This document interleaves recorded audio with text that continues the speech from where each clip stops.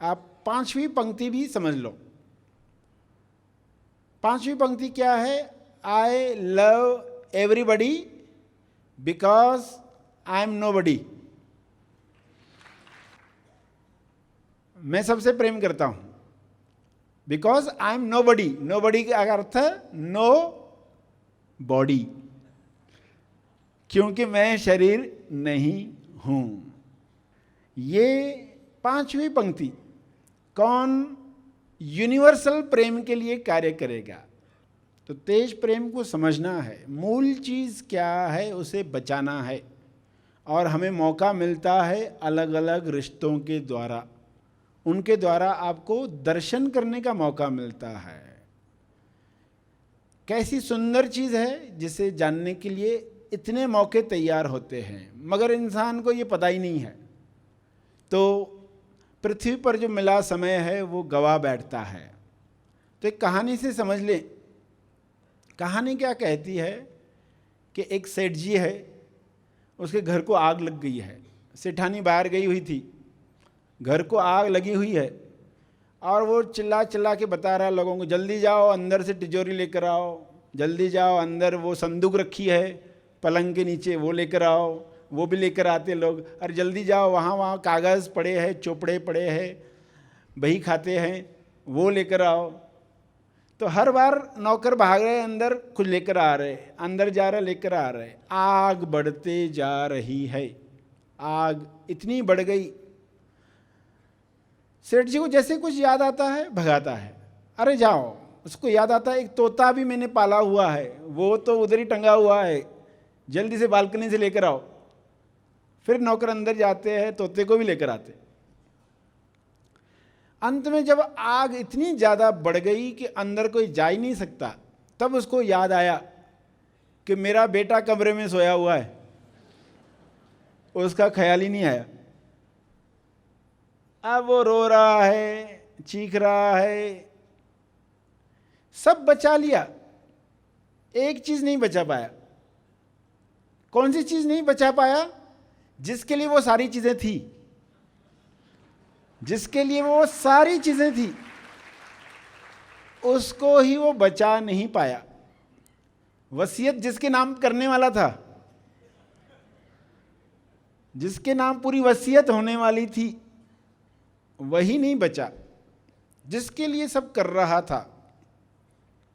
तोते को भी उसने रट्टा लगवा के गाना सिखाया था, मेरा नाम करेगा रोशन, जग में मेरा राज दुलारा।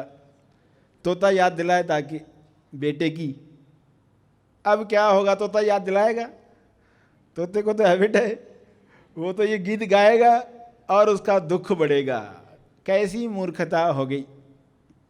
जिस चीज को बचाना था, तो क्या बचाना है इंसान को? इंसान को जो चीज बचानी है, उसके लिए जो शब्द है स्व अनुभव, जो समझ में नहीं आता, स्व अनुभव जो इंसान को समझ में नहीं आता, वही चीज न जानकर इंसान पृथ्वी से जाता है। अब इस स्व अनुभव को जो समझ में नहीं आता है, तो कौन सा शब्द समझा सकता है? वो शब्द है प्रेम। जो स्व अनुभव को समझा सकता है, सबसे नजदीक जो है वह है प्रेम। और ये प्रेम के सिक्के के पीछे क्या लिखा हुआ है? क्षमा। प्रेम और क्षमा का सिक्का टॉस करना है। ये टॉस हुआ तो आप देखोगे 100% क्षमा प्रेम को उजागर कर देगी। 100% क्षमा। क्षमा पर आप कुछ बातें सुन रहे हैं। जैसे ही आप क्षमा मांगते हैं, कोई आपको कुछ बुरे शब्द बोल देता है और फिर आपको कहता है कृपया मुझे क्षमा करो, तुरंत कैसे आपको मरहम लग जाती है, उसी वक्त फीलिंग बदल जाती है।